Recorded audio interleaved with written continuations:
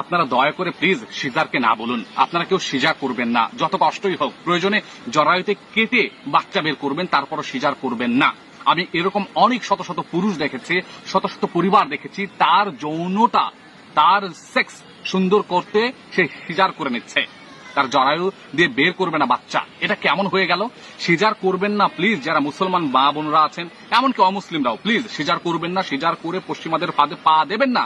Europe আমেরিকারা 10% সর্বোচ্চ caesar করে থাকে, আর আমার দেশে 70 থেকে 80%-এরও বেশি মা বোনেরা সিজার করছে। কেন করছে?